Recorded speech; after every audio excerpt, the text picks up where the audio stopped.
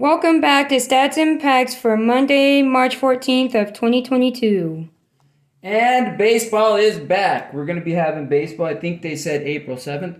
And when that starts, we'll start with the new stats, so there won't be a lot of numbers, but we'll see how they go through the season. So right now we're still doing 2021 stats.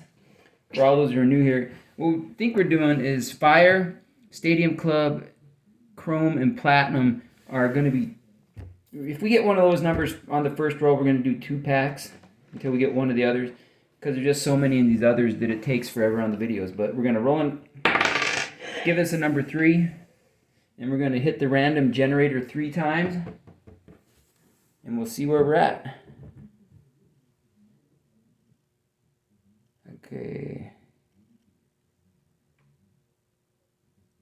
Number 1, we get 1. Topps Heritage 2022 edition just came out. Let's see what we got in here. We got 2 packs. So my daughter just pick out of the box and grab one of the packs at random. We're almost out of this stuff, so maybe we can replace it with 2022 if we can find some. I don't know when retail's coming out for that, but we know that hobby's out. So, all right, let's get this on. All right. And we will see what we get out of here, if we get anything, because it's hard to pull anything out of Heritage. Normally you just get a lot of base cards. Like I said, if you're set collecting, then that's good. Nomar Mazara. All right.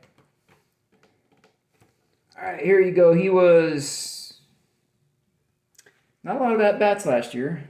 So here you go. 165 at-bats, 12 runs, 35 hits, 3 home runs, 19 RBIs, no stolen bases with a .212 average. Yeah, the average isn't so good. See what... they projected he'd have a .243 if he had 300 at-bats last year. So let's see. Was there any news on him at all? No. Just playing for the White Sox there. Sonny Gray. All right, we got a red. Oh, Cincinnati Reds, Sonny Gray. I'd like to give a shout out to Grizzle's Cards. That's his PC collection stuff, the Reds. All right, he's pitching. 7 wins, 9 losses, 4.19 ERA, 26 games started, 135.1 innings pitched with 155 strikeouts. So the 4.19 ERA is way above his 3.61 career, but just about, he had a less than 500 season last year, so not so good. Nick Solak. All right, Nick Solak.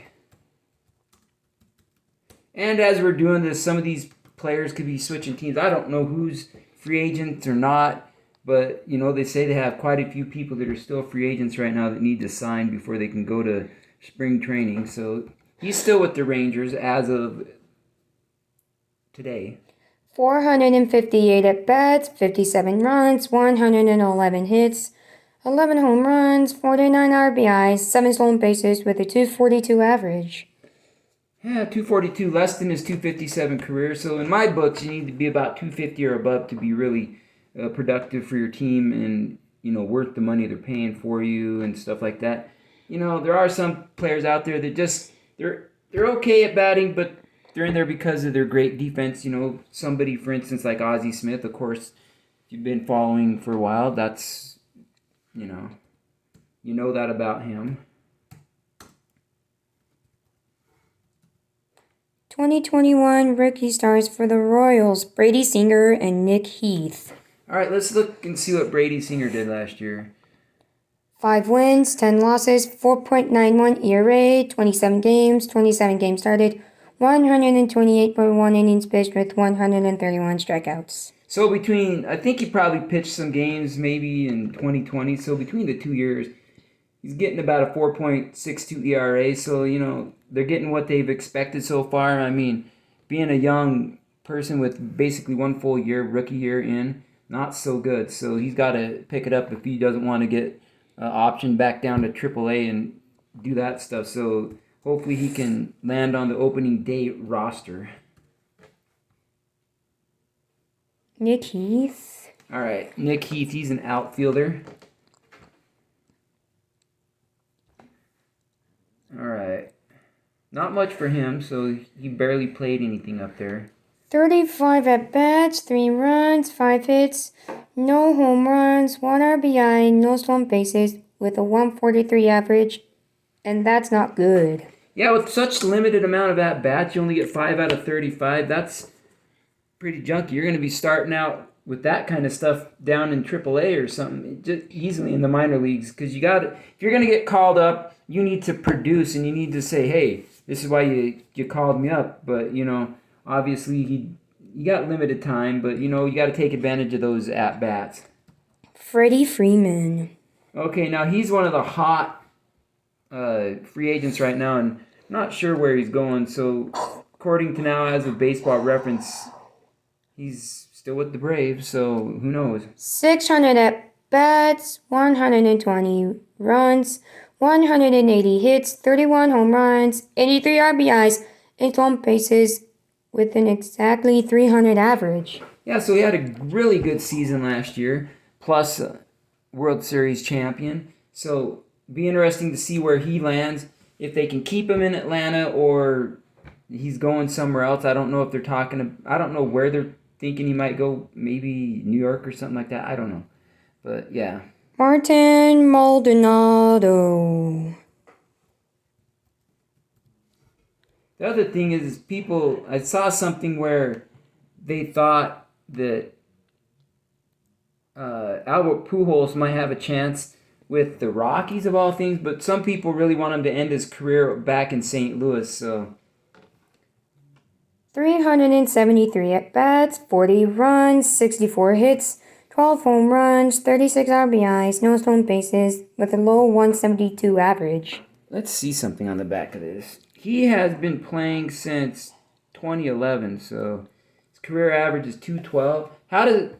Always boggles my mind how players like that, Ooh, Shohei Ohtani. Okay, yeah, he had a really good season between pitching and batting. We haven't seen that ever before, really. But second half of the season wasn't as productive as the first half. So even though he won the MVP for the American League. 537 at-bats, 103 runs, 138 hits, 46 home runs, 100 RBIs, 26 stolen bases with a 257 average.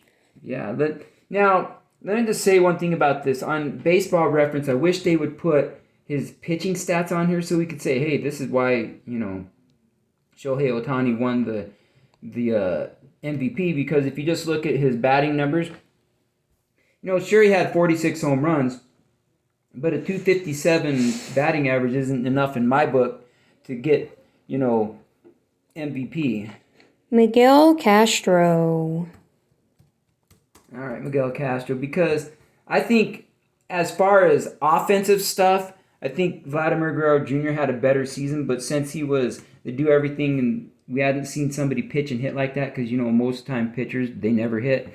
And I think now that they're probably going to get the universal DH this year, then we'll never see that again. So now here's Miguel Castro. He's a pitcher for the New York Mets. 3 wins, 4 losses, 3.45 ERA, 69 games, 2 games started, 70.1 innings pitched with 77 strikeouts. Yeah, so he was a good, serviceable middle relief pitcher, I think is what I would call him. I'm going to put Shohei up there just because it's Ohtani. Tim Anderson. I know I've mentioned this before, but I just like the ending to the Field of Dream games, the walk-off home run by Tim Anderson. Excellent game. 527 at-bats, 94 runs, 163 hits, 17 home runs, 61 RBIs, 18 stolen bases with a 309 average. And that's why he's going up on the stand, because of 309, you got that right. And yeah, let's look on the back, see if we got any short prints. I think on these it's 401 or higher. And no, we did not. I don't see any of those.